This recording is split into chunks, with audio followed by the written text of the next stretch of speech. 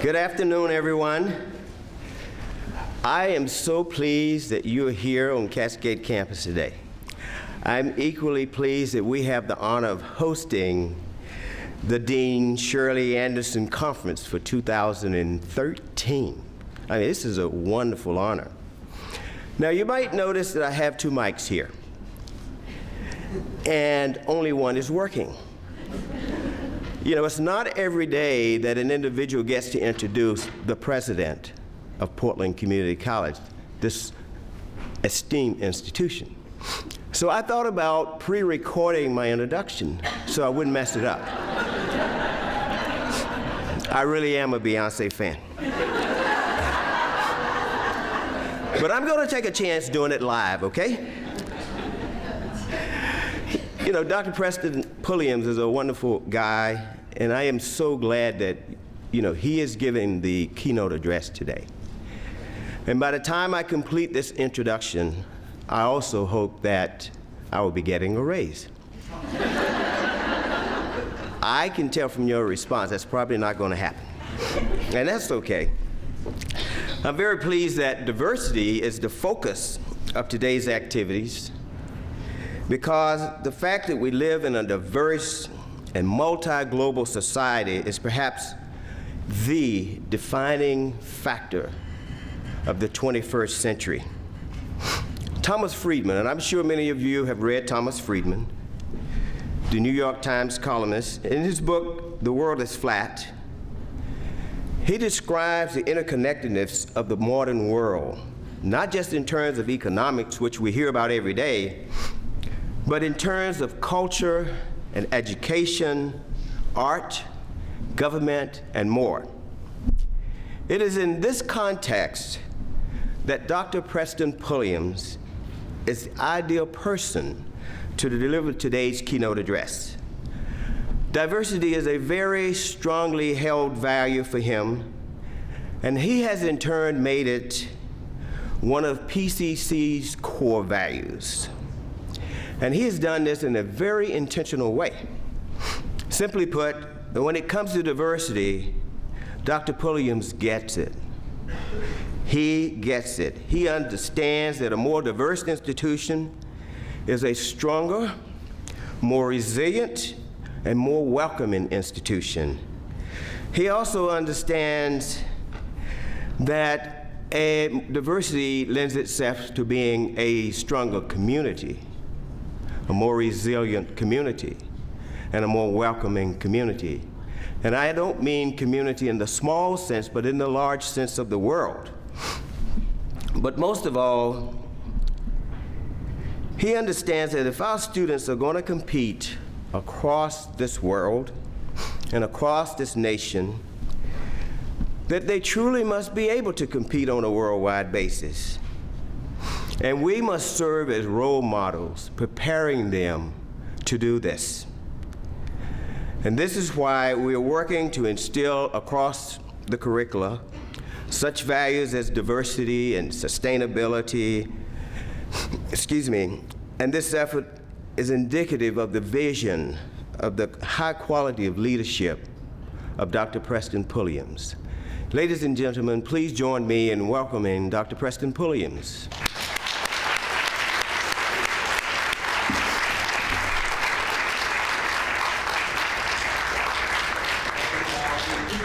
First of all, I want to thank Dr. Gatewood for that outstanding introduction. He's not going to get a raise. We all talked about that, but I really, really appreciate it. I'm really excited to spend a few moments and share a few remarks with you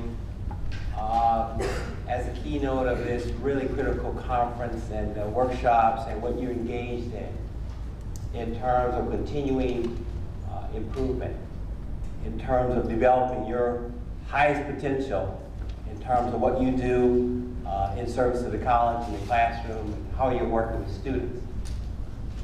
So I'm excited about that, but that's not, I'm excited to be here, but I'll tell you, have to be honest with you. I have another exciting event that happened just the other night. I got a call from my wife, who's out in New York, and my daughter just delivered my second grandson.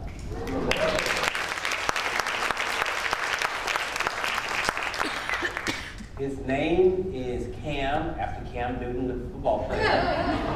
Joshua, biblically. Now, I'm excited about this as a proud grandfather, but he's also going to join his older brother, who's 6 years old. His name is Nathan Preston, so he carries my name. So they're going to make a dynamic duo, but Nathan Preston needs someone to help him level himself a little bit. He's kind of got the big head by being the only child in the family right now.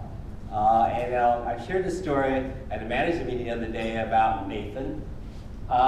Nathan has fallen in love with his first grade work partner.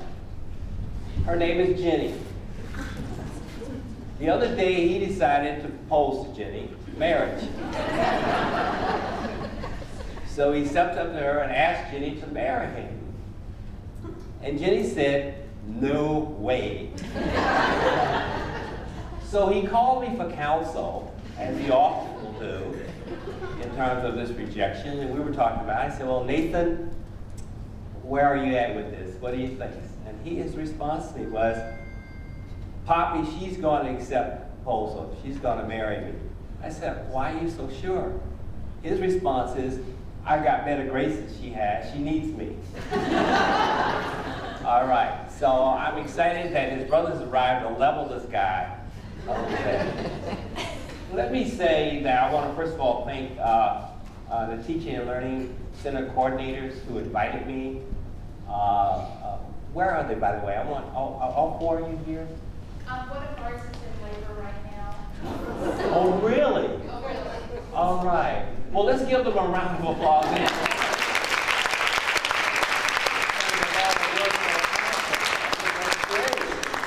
absolutely fantastic. Thank you also for the wonderful legacy. And I know you're developing your skills, and this is part of staff development and learning about diversity and how to engage with diverse learning styles of students. But I want to thank you because most of you know that I plan to retire July 1 of this year. And I've been very proud for 9 years to represent this college and community. And a lot of that proud is based upon the great job that you're already doing. I cannot go anywhere in the community thanks to that website we have and my face right in the middle of it. People will stop me in the mall, they will stop me shopping, they will stop me in the grocery store, they will flag me down and say, "You're that guy." They don't know exactly what guy. But they say, "You're that guy, you're with, aren't you with Portland Community College?" And I'll admit to that. And they were often, "Now, what do you do?" I said, "Well, I'm in charge of parking at the college." And one student actually said, "Can you fix a ticket then? I get that. Can you do something with this ticket?"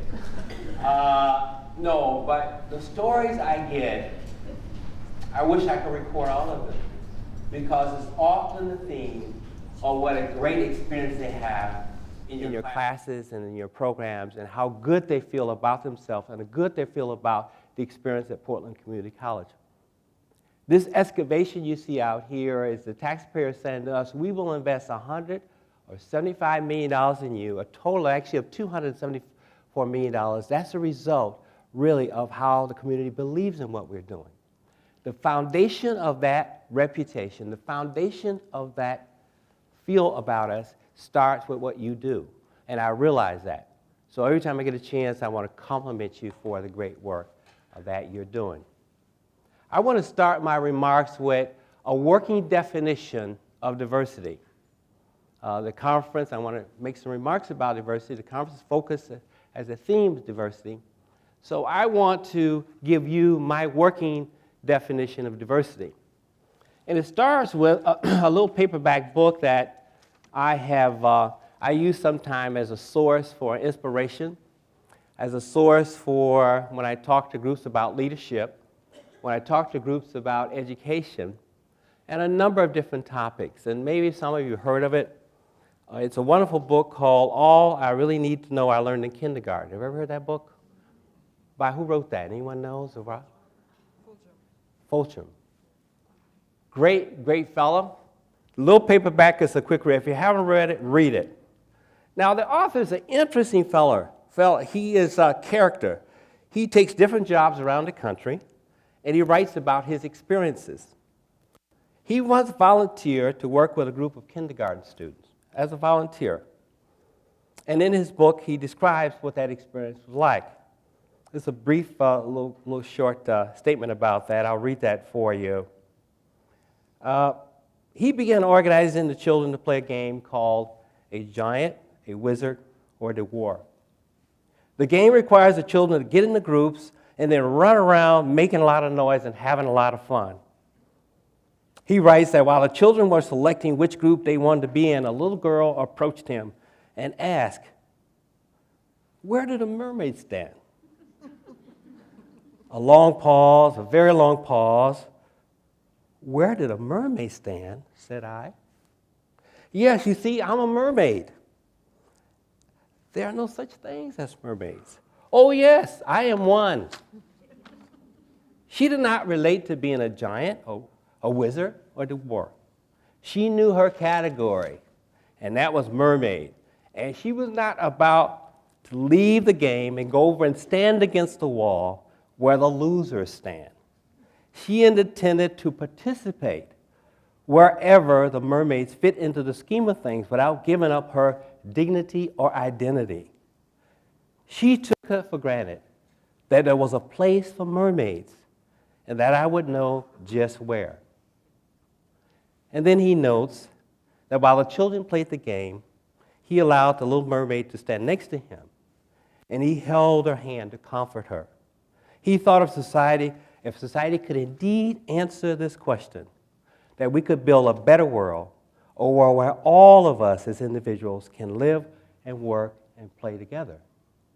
This story, that little clip in that story, gives me my definition of diversity. And I work so hard as a personal and professional value. It's really about giving everyone a place at the table. That's what it's really all about. No matter your background, no matter what you bring to the table, you have a place there. I was asked to talk a little bit about what motivated or challenged me and in terms of me growing up and developing and going to school, because I had to face some real challenges in terms of this process. One was I needed to see something in me that I didn't really realize was there, and I discounted my own self. And I have a couple of heroes to talk about who really saw something in me I did not see in myself. I learned about it. They helped instill it. They helped identify it for me. I want to read some short passage that reminds me of my first hero I want to share with you. It's a couple stanzas from John Henry. John Henry hammered on the right side, steam drill kept driving on the left. John Henry beat that steam drill down, but he hammered his poor heart to death. Lord, Lord, he hammered his poor heart to death. Well, they carried John Henry down the tunnel, and they laid his body in the sand. Now, every woman riding on that CNO train says, quote, "There lies my still driving man, Lord, Lord. There lies my still driving man." Now, what memory does that bring to me of my hero? Well, that would be Mose Lee Pulliams, my father. My father was a man's man. He made a living working in the fields in Mississippi. He went off to war, in World War II. He fought in a segregated unit that was not allowed to enter combat, but he built bridges and roads in the North African desert. He did not talk a lot about that experience, but he did indicate it was a really very, very tough experience for him to live through. But it also instilled in my mind that what a tough fella he was, my dad. He moved north after the war because, as many blacks did in Mississippi, there was little chance. One of the things that he was really, really always embarrassed by, and he said this, the last thing I talked to him before he passed away, was his lack of education. He did not have a chance to go to school. and he struggled with reading and writing. And he was jealous, he told me, as he worked in the fields when other kids had an opportunity to go to school, and he never did because of his economic circumstances. Well, he moved to Michigan. He got a job in the gray iron foundry, a pretty good job in those days. And I was the firstborn of 6 children, 3 boys and 3 girls. We were poor, but we really didn't know it. We didn't realize it. But my dad had one dream for us, and that was you were going to finish school. When he talked about school, at that point, he meant simply high school. He was so proud. He was so proud the day that I graduated from high school, his first son. Now, this is a man's man. He put on his only Sunday go-to-meeting suit, and there were tears in his eyes as he got ready to drive us to the services. And he looked at me and said, "Son, we made it. We have made it." Now, me being somewhat of a smart aleck, responded, "What's this we? I did all the homework. I walked through those storms to get to school." All right? But I realized how important that was for him, but also this triumph that he felt in terms of his background. Now, I was processed in the 60s in Michigan, and as an African-American male at those times, my aspiration was not to finish high school. My aspiration was to go to Detroit, go to Motown, and sing with the Temptations. All right? Now, my mother, who was a Christian woman one day, heard me singing My Girl, one of the hits upstairs in Motown, and opened my bedroom door and said, "Son, you can't sing worth a damn. You better get back in that school, all right, because you got to work for a living." My second goal was to play football in the Professional Football League. Now, back in 1963, I weighed about 120 pounds, all right? Very small. My nickname on the track team was Turtle because I didn't have real speed. I had no chance. But think about why in the 60s a black man, young boy, when he thought about his future, it was based in entertainment or sports. Because that's what the media said to us. That's what the media talked about. That's what we talked about. That was a dream that I could never accomplish. My options were very limited, certainly in that. But that was part of the times. We really didn't think as black men about much opportunities about going away to college, et cetera, et cetera. I was also one of those students in high school that was often overlooked in terms, I didn't play sports, I wasn't on student government, I struggled with my grades because I had to work to help my dad support the family a lot. I had a couple of jobs on the side. My counselor met with me and said, "Preston, you may be wasting your time here. Why don't you go and get a job in a foundry? You're old enough to get a job." And I thought, okay, my job was to go work in the foundry next to my father. That was my aspiration, actually, at that point. Because his counselor said, "You don't have a place here." That's what he was saying to me. Now, this was a predominantly white high school in a blue-collar community. There were very few blacks there attending anyway, and I noticed that most blacks just didn't graduate. But something happened. Another hero came along for me. It was a group of Rotarians who decided that they were going to give a scholarship to somebody who was not certainly at the top of the grading scale, who didn't have great test scores, but perhaps had some potential somewhere to be identified later. And they invested in me for a scholarship to my local community college. I had no idea what a community college was all about, quite honestly. But this scholarship there, my dad said, "This is your chance." So I accepted the scholarship. By the way, in 1964, That scholarship paid for all my books, fees, tuition for 2 years of free education at that community college was $660. That $660 changed my life. My dad couldn't afford to really help send me, but it changed my life. The next hero in this story was a speech teacher at the school. Was one of my first classes was Introduction to Speech. I enrolled in the course. I knew it was required to graduate. I got up to give my first speech. Boy, did I bomb. I mean, I was so nervous I could hardly remember my name and where I was or what to say. But after I finished, and after the class, that professor came up to me, Dr. Spataros, and said to me, I want to see you after school. Stop by my office. I thought, boy, I've never been kicked out of class the first day. Usually it takes them a little longer to throw me out. But he sat down in his office and said to me, he said, look, I'm going to work with you. I'm going to mentor you. I want you to be successful here. You're going to be my project. I'm going to support you. I'm going to do everything I can to make sure you graduate from this college. And so he helped me with my career choices and my courses. He took time out of his schedule to meet with me.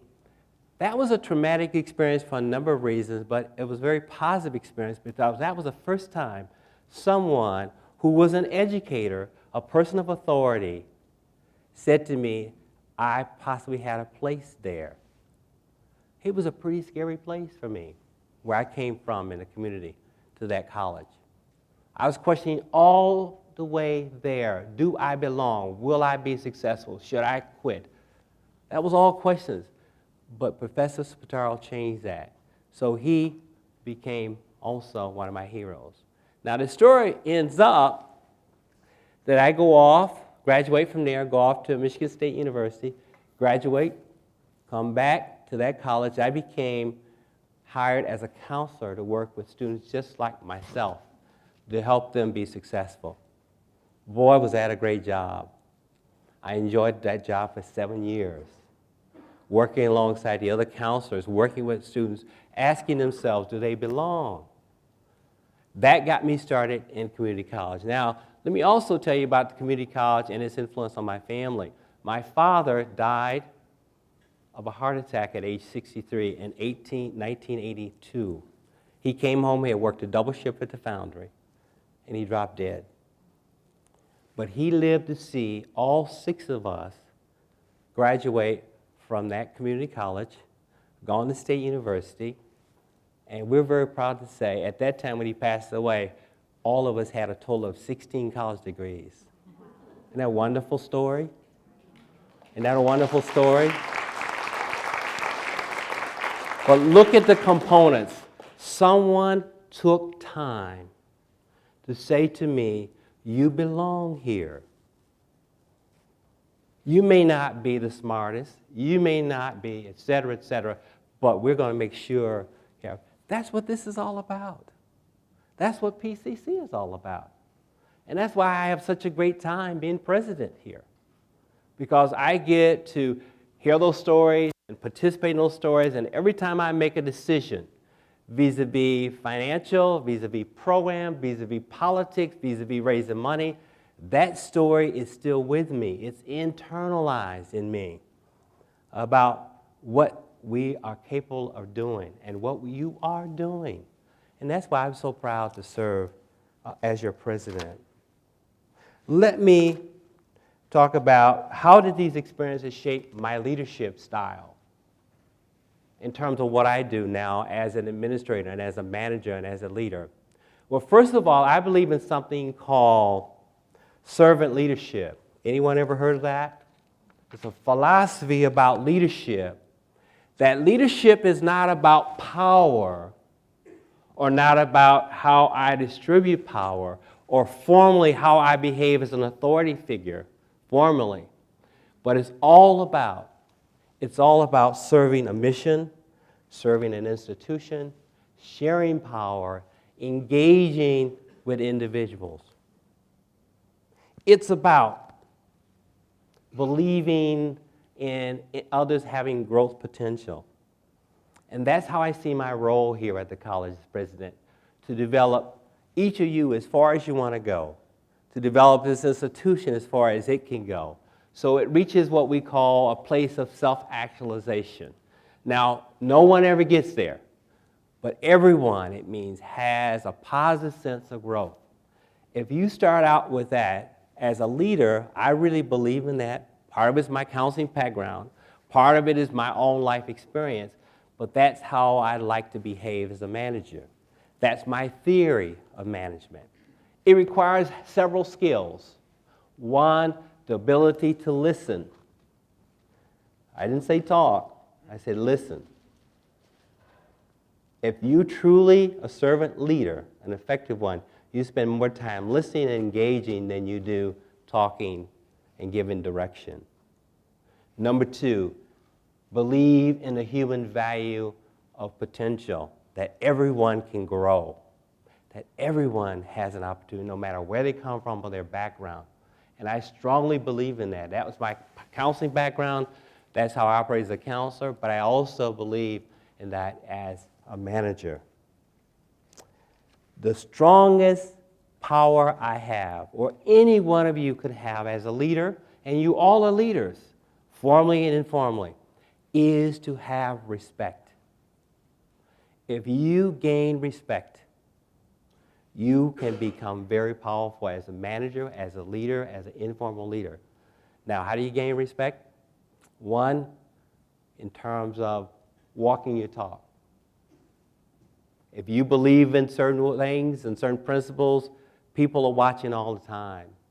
I'm always surprised about how people watch leaders or keep an eye. I get all kinds of reports of people said, I saw you over here, I saw you doing this or that. People are watching you all the time. One of the strengths of a leader's ability to model behavior. I call it role modeling. I had this happen to me.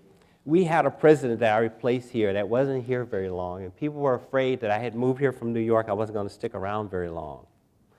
And I had a call one day about, they knew where my car was parked in the parking lot. And this call was, people were concerned because I had been here for 3 months and I still had my New York license plate on. They assumed I was going to make a quick dash back to New York. Now, here's a true story behind that. It's part of my challenge in terms of me. Have you ever taken that computer test at the driving where you got to get your driver's license around here? Isn't that one scary, son? I'm sorry. I flunked that twice. The problem was I couldn't pass it to get my license.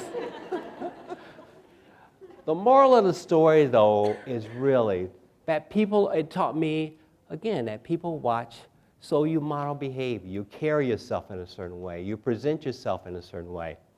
And you're consistent in that behavior. And you're straight and honest with people.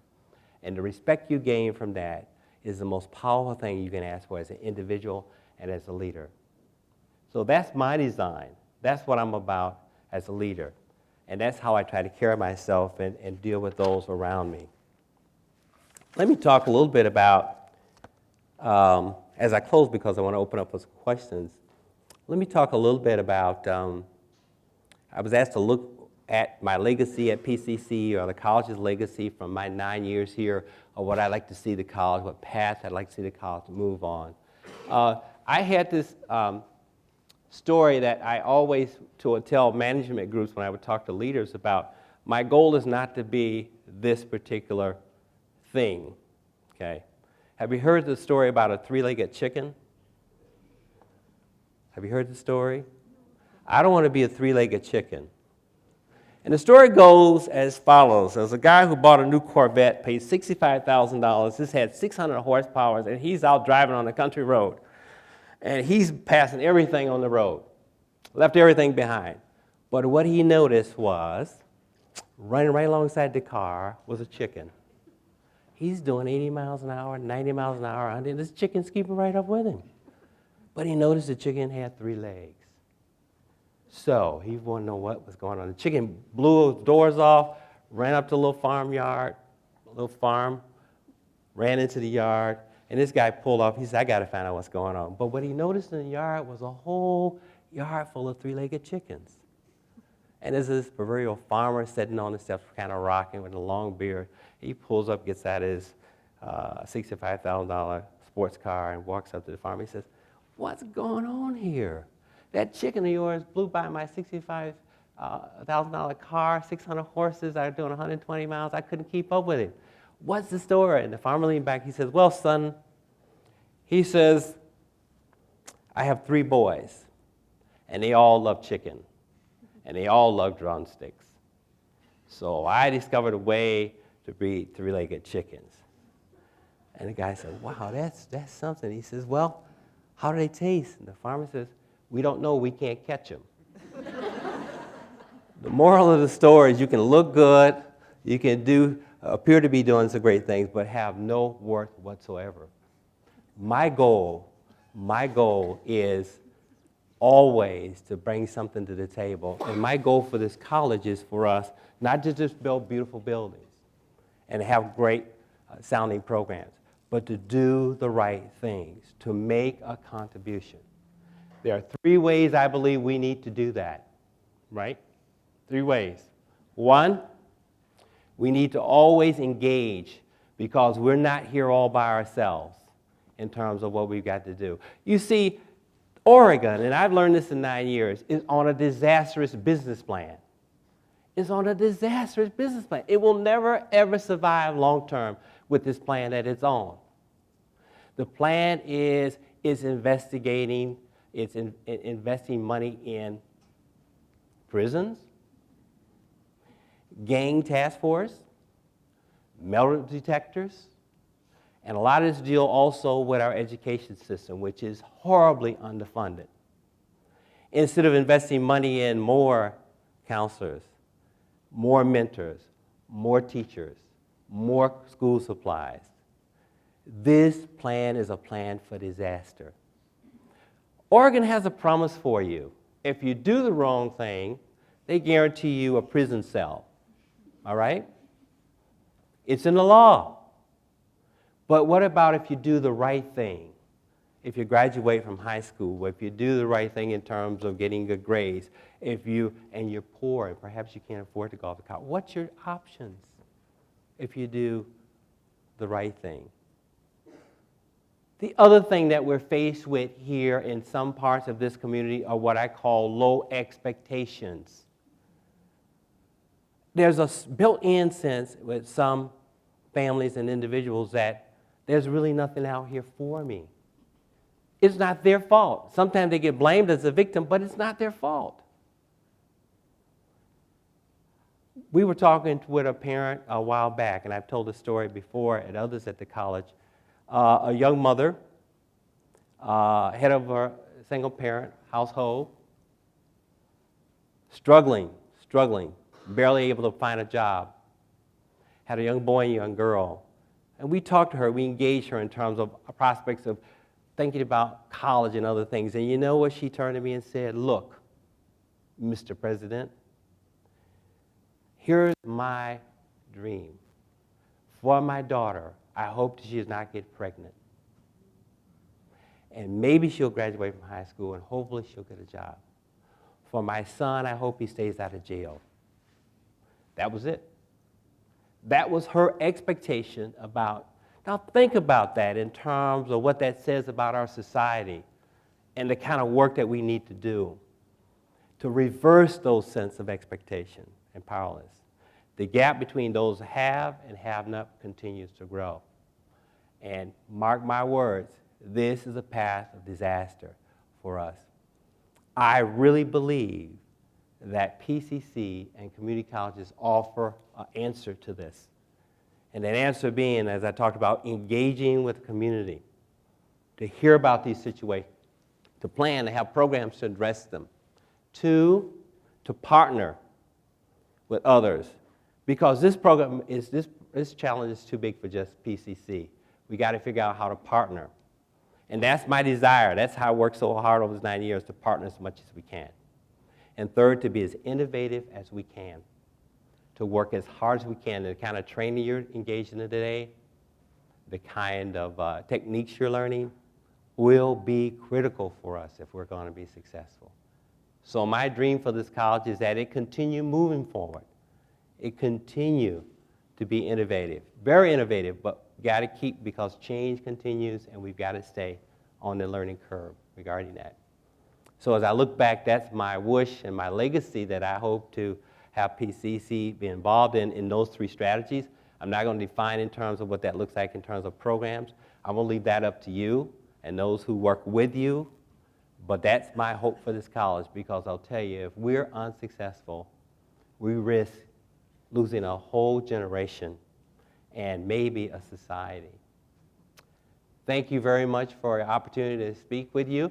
I'll be open to questions if you'd like to ask me any questions at this point, but thank you very much for listening.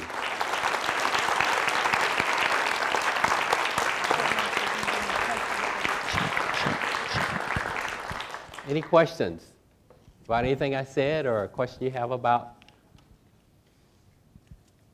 Yes, sir. On your topic, you say where you walk with the. There's a microphone there if you, yeah. Oh, you walk the way you're talking. Right. You know, I'm in a philosophy class where I'm finding difficulty in understanding Socrates and Kant and the readings of it. But the moral principle is good, doing good. Right. You know, and I have carried that same thing. My question is that for the student that finds difficulty in certain classes like that, what is your advice that you would give him to continue when his thinking is just drop the class and move forward? Right. But if he drops the class, you've not gained anything. Exactly.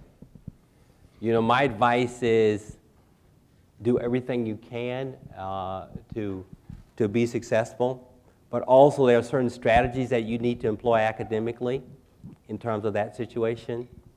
And one of the mistakes, I made the mistake as I was struggling with math in college.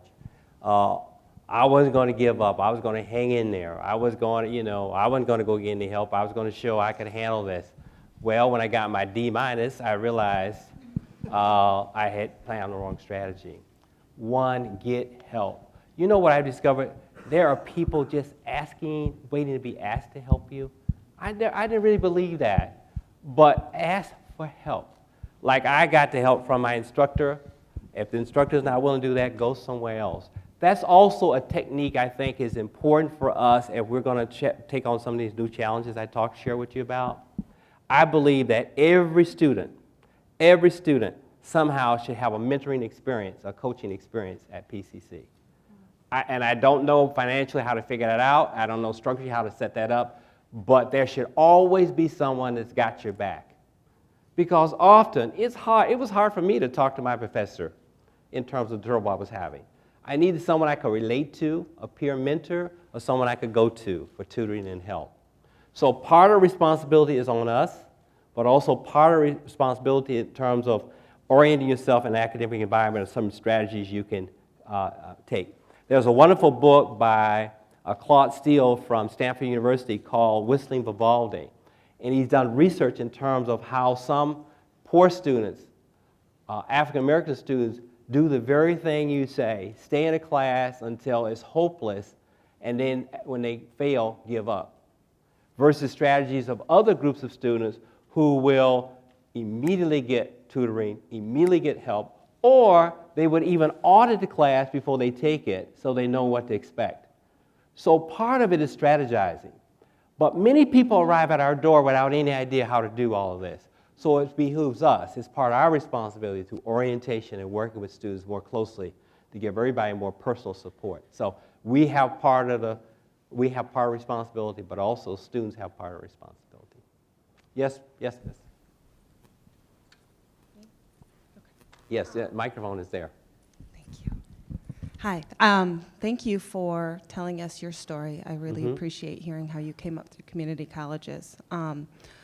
My name is Beth Kafka, and I teach in developmental education here at Cascade. And I love that the focus of this conference is diversity. Our student population in DE is among the most diverse in the entire institution. Our students have been historically oppressed in the most devastating ways. The majority of our students have been abused, homeless, they're in recovery, they've struggled with extreme poverty, all sorts of things that many of us in this room can hardly even imagine. So my question to you is, what do you think PCC's responsibility as an institution is to this group of students? If we open our doors to them and we admit them, we have every responsibility to make sure we do everything that they're successful, that they can be successful. So our job is not to just to provide the classroom experience and say, okay, it's all on you now, because they're not starting at the same place many other students are starting at. They have less skills in terms of ability to be successful. Nothing's wrong with them in terms of what's up here, but it's been their past experience. So first of all, we've got to make real sure that we're doing everything to, first of all, realize that, to be able to test and understand in a way in terms of how we're offering our instruction. That's part of, I think, the diversity sense, is that everyone doesn't learn the same way, everyone didn't come from the same place, so we have to do what we can to individualize what we're doing. But do we have an obligation? You bet we do, because I'll tell you what, that group is probably your description of it in terms of their past experience. Many of those experiences, I guarantee, has been very negative. And we can probably, and probably your belief and your energy can give them a very positive experience. So we have an obligation to do that. Okay? But realize that everybody's not starting from the same place. And sometimes we do. We're a big organization. And sometimes we don't individualize enough. I think we also trying to review those programs and see what we can also do to maybe do more individualization. I know there are some people, committees working on that, okay? But we are obligated to have them be successful. Because I tell you what, it's a good thing to do. It's a great servant leadership. But you know what else is happening? Because money is getting so tight for education, the governor and others are saying to us that if you don't help those students be successful, we're going to now not fund you.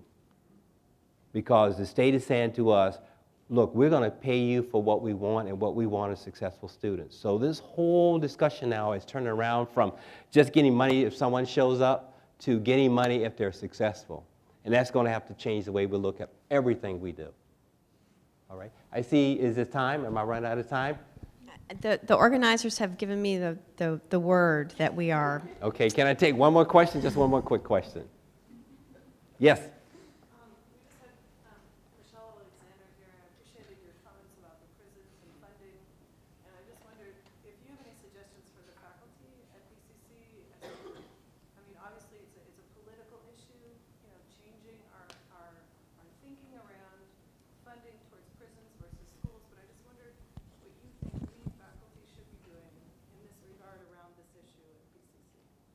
Well, you should be speaking out, all right? You have strong voices. I'm always amazed, not amazed, always so pleased how articulate faculty members can be when there are real causes that they believe in. But I would suggest you to organize and speak out, because I'll tell you what, the policy makers and the legislators need to hear this, all right? Because guess what? They're hearing from the other side, all right? They're hearing from those who, whatever reason, feel that more prison cells makes life better. All right, which is absolutely ridiculous, by the way, right? It takes away potential is what it does. So organize and speak out. My father used to say to me, there's a difference between being a critic and a leader. A critic is someone who complains. A leader is someone who does something about it. So I challenge the faculty to be a leader. Thank you very much.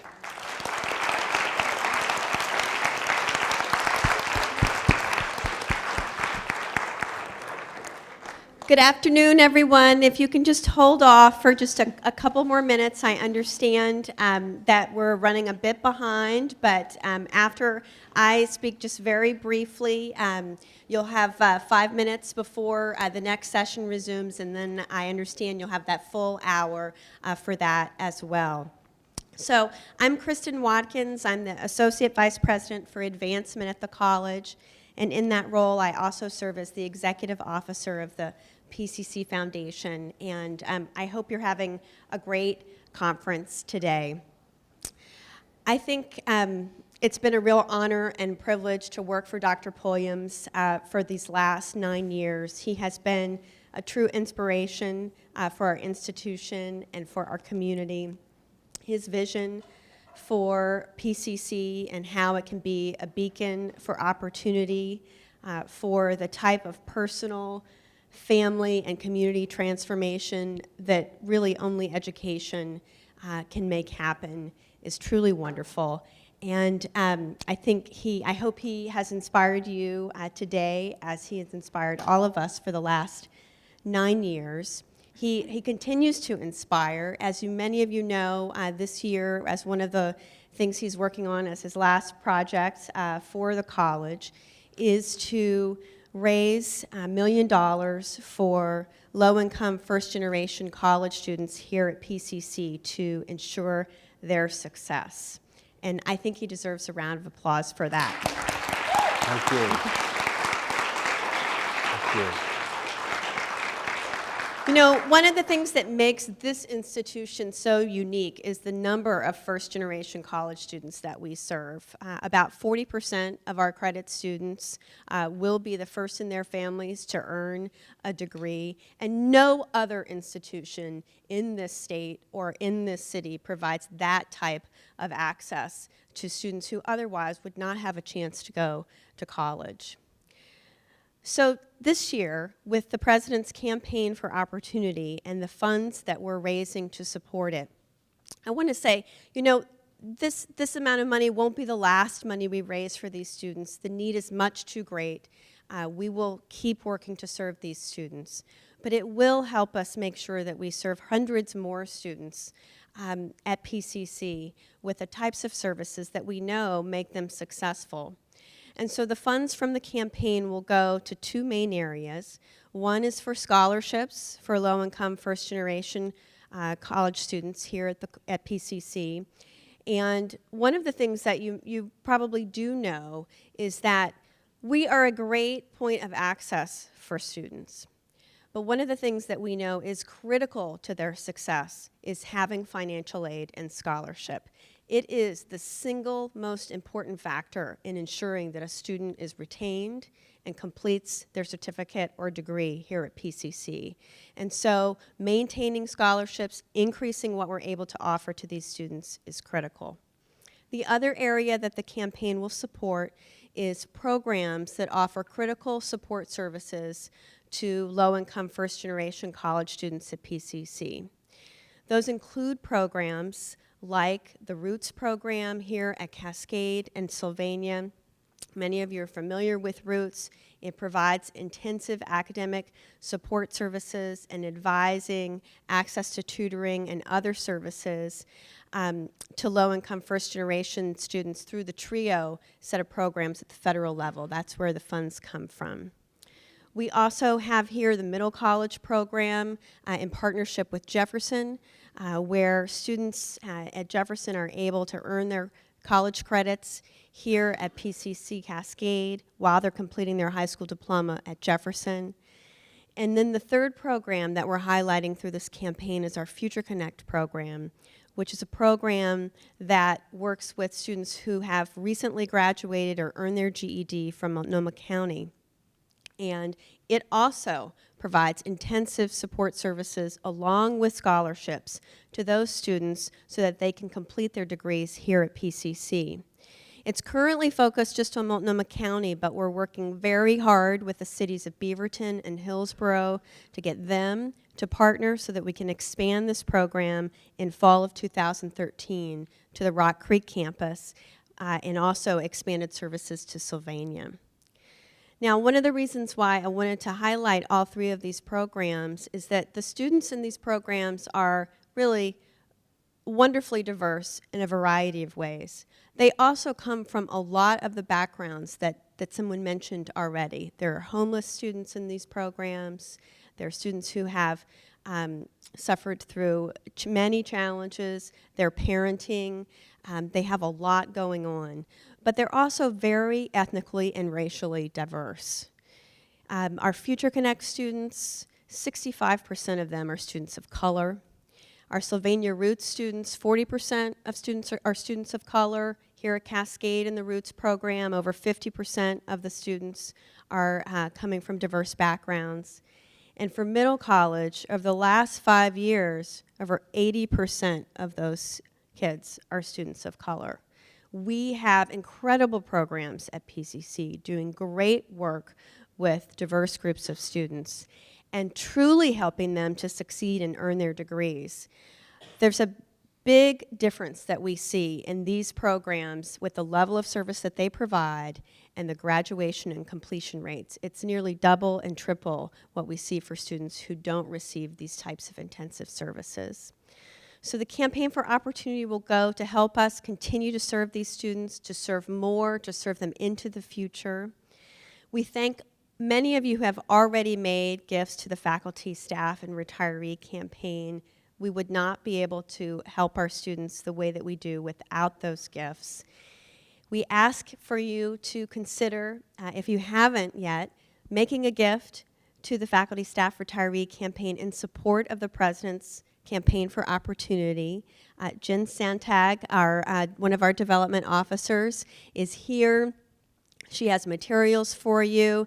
Now, I understand that anyone who makes a gift today gets an extra ticket to be entered into the raffle drawing. Now, I have no idea what the raffle drawing is for, so I am really hoping that that's an incentive. So those are here for you. We thank everyone for their support. If you have given, please consider giving again. It is a truly remarkable way that we can honor the President's legacy here at PCC by helping him reach that goal. The final introduction I want to do is a new member of our foundation staff, Jennifer McBratney, is here. She is our new Scholarship and Programs Officer.